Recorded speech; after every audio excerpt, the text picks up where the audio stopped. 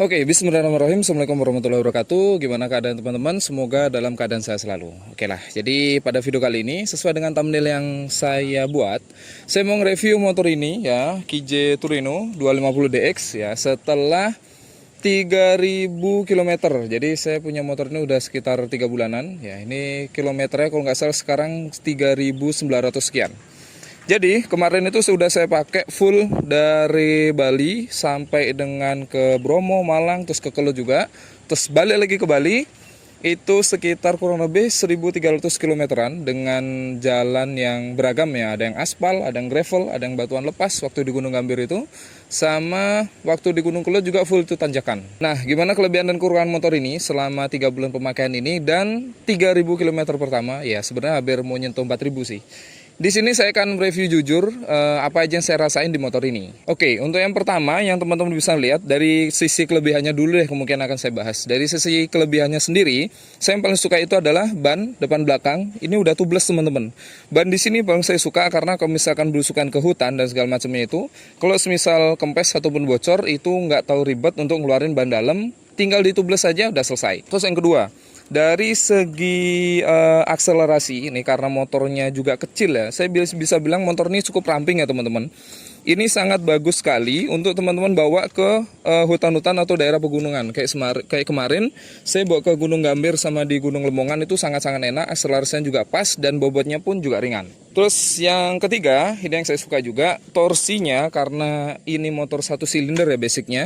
Jadi untuk torsinya tuh bener-bener kerasa lah, bener-bener ngejambak dari gigi 1, gigi 2 itu lumayan enak, pakai jalan tanjakan juga, termasuk pakai ya untuk jumping-jumping masih enak lah motor ini. Terus yang keempat teman-teman, yang saya suka dari motor ini adalah joknya. Joknya ini bener-bener empuk dan ternyata ini joknya itu ada, bisa saya bilang kayaknya semi latex. Karena ada beberapa klaim yang mengatakan ini bukan latex full tapi masih ada campuran busa. Tapi ini joknya bener-bener empuk banget tuh, empuk banget joknya. Terus habis itu ini karena ada kulit jeruknya, saya nggak tahu bahannya dari apa kulit joknya ini. Kulit joknya ini bener-bener nggak panas. Waktu itu sempat saya jemur beberapa hari. Beberapa kali sempat saya jemur, ada mungkin seharian atau setengah harian, dan joknya masih enak dan nggak panas sama sekali teman-teman. Terus untuk yang kelima, ya teman-teman bisa ngelihat kalau motor adventure itu yang paling dicari itu adalah bagian shockbreakernya. Shockbreaker di belakang dan di depan itu bener-bener empuk teman-teman. Shockbreaker yang di belakang terutama, kalau semisal saya dengan berat badan 77 kg, naik motor ini benar-benar kerasa empuknya. Apalagi kalau semisal lebih daripada itu. Contoh, saya semisal bawa barang kemarin, plus gonceng istri, itu shocknya benar-benar bekerja. Depan, belakang itu benar-benar empuk. Tapi secara klaim tidak seperti CRF 250 Rally. Masih empukan CRF daripada ini. Tapi ya mending daripada motor adventure yang lainnya. Kalau semisal bisa saya bilang saya pernah naik Versys, itu nggak seempuk ini. Bahkan Versys bisa cenderung lebih keras. Terus habis itu V-Strom juga. V-Strom malah lebih kerasan lagi, apalagi CBX. Ini benar-benar empuk banget teman-teman. Jadi sangat rekomendasi kalau semisal dibawa ke trek-trek yang agak hancur. Terus untuk yang keenam, teman-teman bisa lihat di sini, ini udah ada crash bar ya, crash bar bawaan sama top bracket bawaan dari QJ Motor. Jadi untuk side rack ini saya custom sendiri. Jadi nggak include ya. Yang include itu adalah bracket box sama crash barnya. Ini sudah include dan keras sekali, kokoh ya. Waktu ini sempat jatuh sih. Ya, nanti mungkin teman-teman bisa ngeliat lecetnya. Ini di belakang di depan udah pernah jatuh waktu itu. Terus habis itu handguardnya sempat patah, tapi crash barnya berfungsi dan nggak menimbulkan rusak yang serius pada motor ini. Jadi crash bar yang bawah itu nahan waktu saya jatuh di Bukit Gundul kalau nggak salah. Yang ketujuh adalah teman-teman bisa ngelihat ini lampunya full LED dari mulai sen, terus habis itu headlamp sampai stop lamp belakang itu semuanya LED dan bener-bener terang. Nggak gimmick kayak pabrikan dealer yang biasa-biasanya. Ini aja saya bandingin sama X-Max sama ADV. LED headlampnya ini lebih terang daripada kedua motor yang saya bandingin itu karena di rumah saya punya. Terus yang terakhir adalah ini layarnya sudah TFT teman-teman. Layarnya saya paling suka itu adalah layar yang berwarna, single, simple dan bisa connect DHP. Ya walaupun bisa dikatakan hampir sama kayak gimmicknya Rodsing di PCX sama di ADV, tapi ya cukup membantu lah walaupun tidak langsung menampilkan Google Maps yang kayak di Garmin-nya X-Max ataupun NMAX. Nah itu dia untuk kelebihan untuk motor ini ya, mungkin sedikit banyak catatan ya untuk kelebihan, dan kita akan bahas masalah kekurangan. Oke, jadi kita lanjutin untuk kekurangan motor ini. Kekurangan motor ini pertama yang saya rasain waktu keluar dari itu adalah poros putar dari setang ini belok kanan kiri itu pendek banget ya, nggak seluas motor laki atau motor adventure yang lainnya. Ini waktu saya pakai waktu itu bener-bener pendek teman-teman, nggak bisa dibolehin full tuh nggak bisa, jadi porosnya bener-bener pendek kalau motor ini. Jadi sedikit ngeribetin kalau misalkan mau elephant turn sama mau belok-belok itu motor lainnya langsung belok, ini harus maju mundur dulu biar bisa muter. Terus yang selanjutnya yang udah banyak sekali mungkin teman-teman nge-review juga, yang udah banyak sekali teman-teman dengar juga, yaitu adalah mesinnya berisik dan knalpotnya panas. Nah ini sendiri udah saya buktiin ya, dari segi bak koplingnya ini panas sekali, ini berisik ya teman-teman, nggak tahu kenapa area kopling ini berisik. Terus habis itu dari sini dari headnya sendiri juga berisik, dan ini saya temuin waktu masih keadaan dingin. Jadi kalau misalkan baru cold starter masih nggak pernah dipakai ya, terus habis starter pagi itu dari segi bak koplingnya sendiri sama headline silinder headnya itu keras banget bunyinya.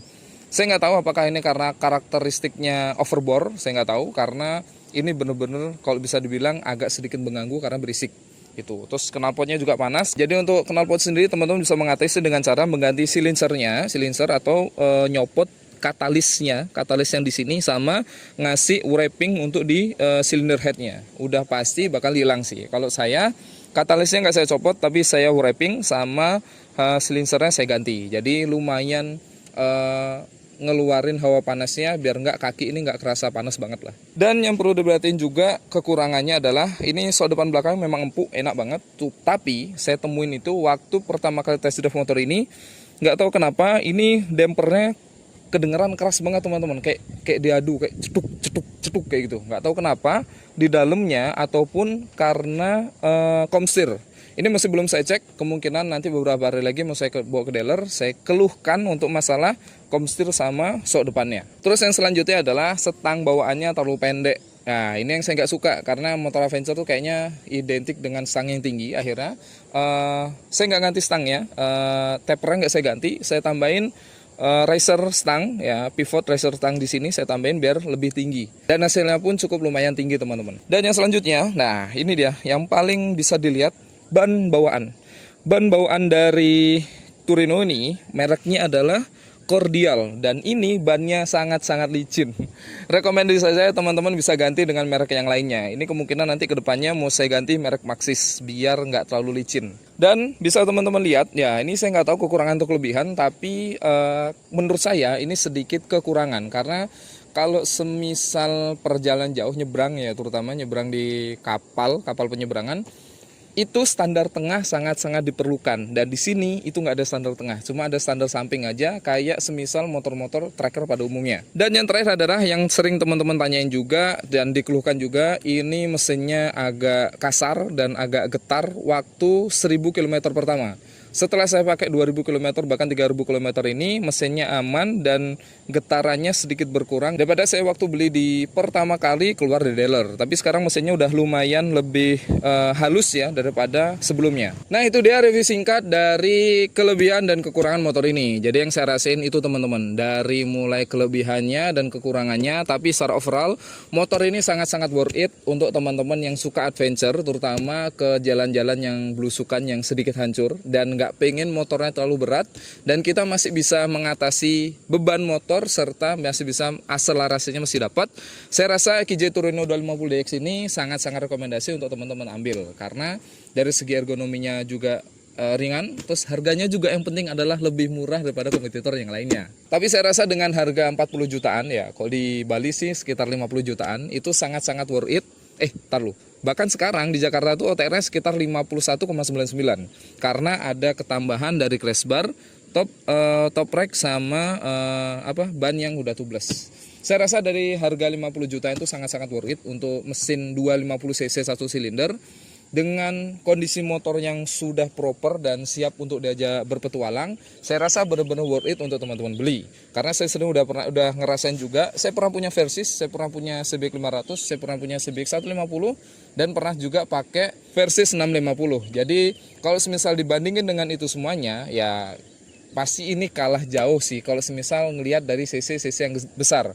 Tapi karena bodinya cukup kompak dan cukup ringan, saya rasa ini motor udah cocok banget kalau teman-teman mau pakai touring ya, terus habis itu belusukan di jalan-jalan yang rusak juga.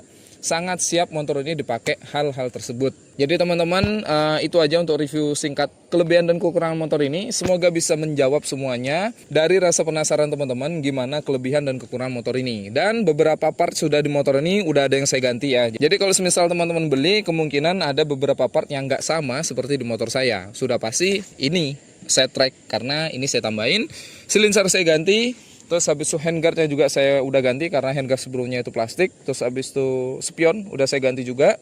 Sama beberapa aksesoris kayak misal nambah lampu tembak di depan. Sama ini dia wrapping untuk di cylinder head seperti itu ya. Jadi kita akan ketemu di next konten berikutnya. Dan kemungkinan next konten berikutnya saya mau touring dari Bali menuju ke Jogja. Dan touring ini akan saya lakukan kemungkinan di pertengahan bulan September. Dan teman-teman kalau semisal dari Bali ada yang mau ikut, atau dari Jawa, sekitar Jawa Timur ada yang mau ikut, bisa DM ke Instagram saya, kita nanti akan reading bareng dan saya buatin rutenya. Oke, itu aja untuk konten kali ini. Sekian dari saya. Barakallahu fikum. Assalamualaikum warahmatullahi wabarakatuh.